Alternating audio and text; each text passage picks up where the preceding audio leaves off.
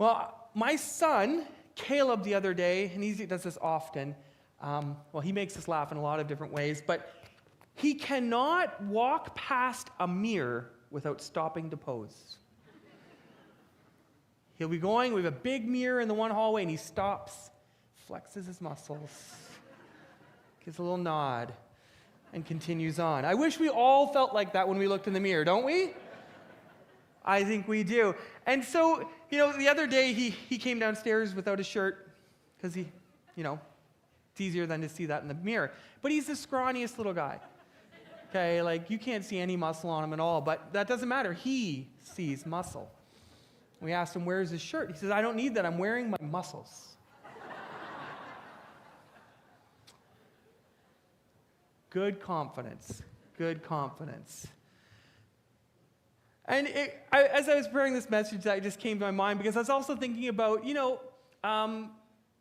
wish we all thought like that, but some of us are very intentional in doing things to try and stay in shape. And I remember back in university, I had a group of buddies, and we would go to the gym 3 times a week, and we would lift weights. Is there anyone here who lifts weights? Okay. And so when you're lifting weights, it actually really helps to have a group. Guys who will keep you doing it. It really applies to anything. Any kind of physical exercise, it's nice to have people hold you accountable, to encourage you, to keep you going. Those mornings when you don't want to get up, you don't want to do anything except stay in your bed. And you're like, oh wait, that person's, they're going to ask where I am, they're waiting for me, they need me. It really helps. And I remember in University of Waterloo, there was a group that would do that. And if I wasn't going to the gym, they would message me, where are you? Come on. And they wouldn't accept any excuse. They'd be like, yeah, whatever, studying for a test, okay, sure.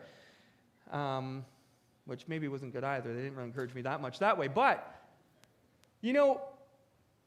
I remember one time, and I remember we used to do bench pressing. You used to try and get up to a certain weight. And I remember I was trying to get up to a certain weight. I wanted to bench press 220, and I wanted to do 5 reps at that. And I remember, too, when you're doing bench press, for those of you who don't know, you're lifting a lot of heavy weight. And you want to get to the point where you're lifting a weight that's kind of heavier than you can even handle. And you're going as far as you can. You want to max out an amount of reps that you can do. You need a spotter. You need someone leaning over top, holding the weight, ready to lift it up in case something goes wrong or the weight gets too heavy. Because there comes a point sometimes your arms just give up. And you need them there ready to grab it. And so we never did bench pressing without the other guys there. There are other machines, other weights, other exercises you can do. That one you couldn't. And I remember one time doing it with my buddy, and we were bench pressing, and then we saw this new group of guys come in. And they had all the good Nike equipment. They had all the cool stuff on. But it was pretty clear they didn't know what they were doing. Weren't sure how to adjust the weights, but they looked good. They even had the shades on inside.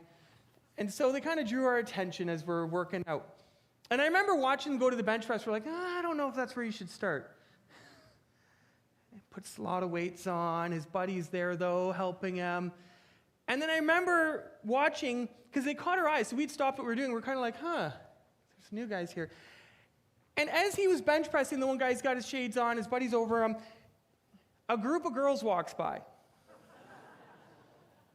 And they were all pretty tall. I think it was the volleyball team. They walk by, and the spotter is not watching his buddy anymore. And it is at that point his arms give out, and the weight comes down. And he wasn't even positioned properly. It came down on his head. Now, it didn't crush him because he was locked in like this, but it crushed his sunglasses. He's kind of sideways like this. His buddy's still not paying attention. And one very large guy, who I'm pretty sure was on the football team, one of their linemen, comes over with one arm, lifts the weight off of him, and proceeds to give them a lecture on this is not a toy. And they were embarrassed right in front of everyone.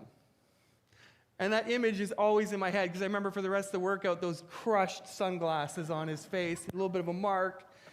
And they were always very careful after that in the gym.